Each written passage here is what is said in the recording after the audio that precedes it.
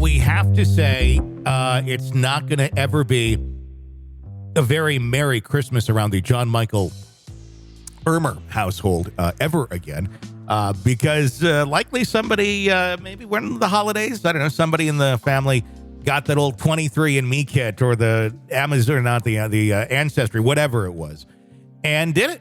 You know, thinking I'm just going to find my relatives, going to find out where I come from, what my heritage is.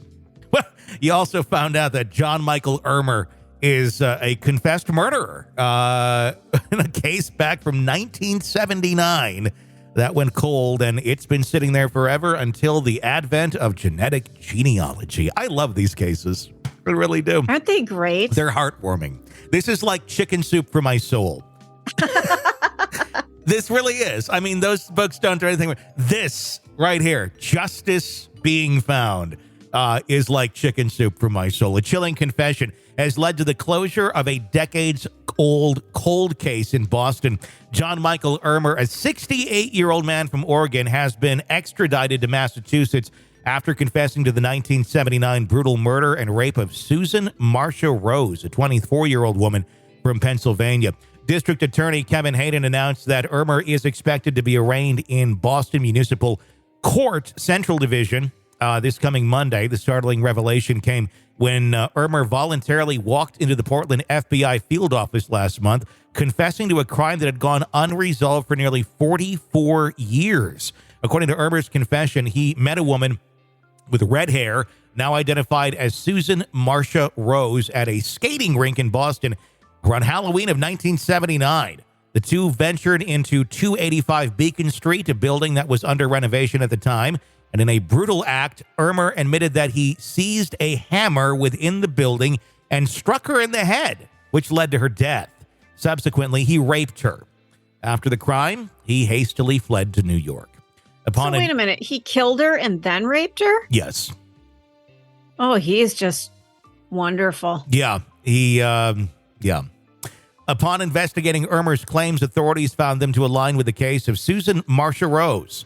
She was discovered dead at the Beacon Street location on October 30th, 1979, having suffered multiple blunt injuries to the head, resulting in skull fractures and lacerations to the brain.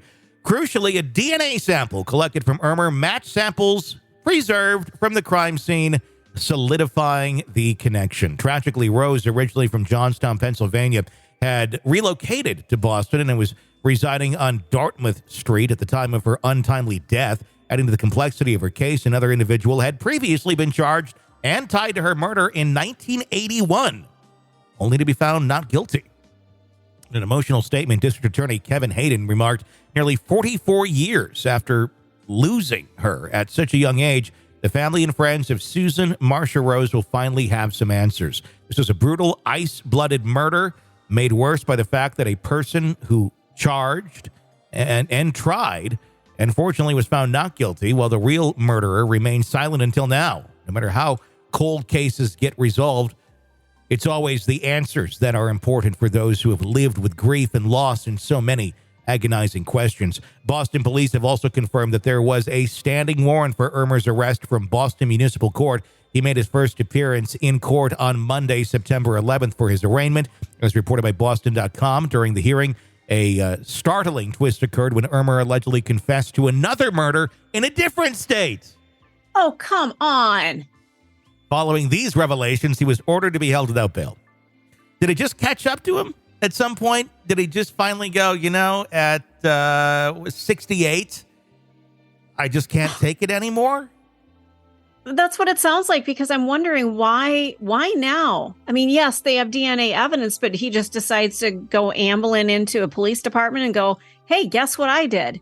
I don't know. That's an interesting question. It also begs the question of, there was already a standing warrant for him when he turned himself in a different state than he resided in.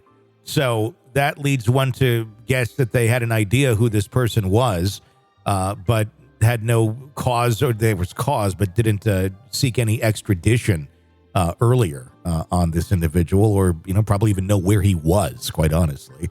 Wow.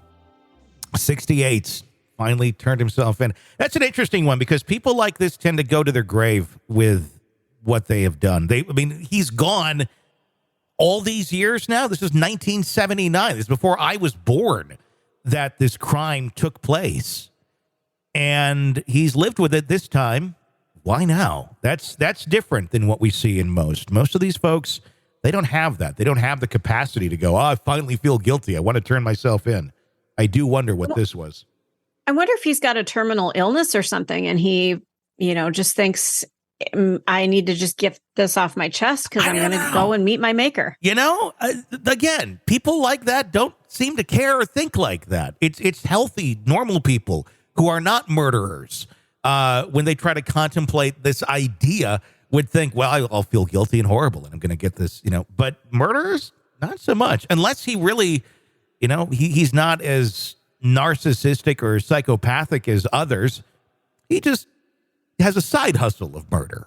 I don't know, but if he's murdered more than one person, and he's confessing to another, I don't know. I do have to wonder if there's more than just the two at this point. The one coming in and confessing, two now. I don't know. This is one to keep an eye on. Man, it's just frightening, isn't it? Well, hopefully the family now, probably very, very unexpectedly, has some peace. And I would also wonder the individual that was tried for this in 1981, if they're still around. We didn't see much about who that was in the story. Hopefully it deserves and gets the clearing of their name, because even if you are found innocent, you're still going to have people out there thinking the other way. Hopefully they get that as well. Even if it has been a very long time coming. You're locked into the Hidden Killers podcast. Want more? Start binging on all of our true crime podcasts right now through Apple Podcasts and get an ad-free experience when you sign up to be a True Crime Today Premium Plus member exclusively on Apple Podcasts. More of the Hidden Killers podcast dropping soon. Press subscribe now.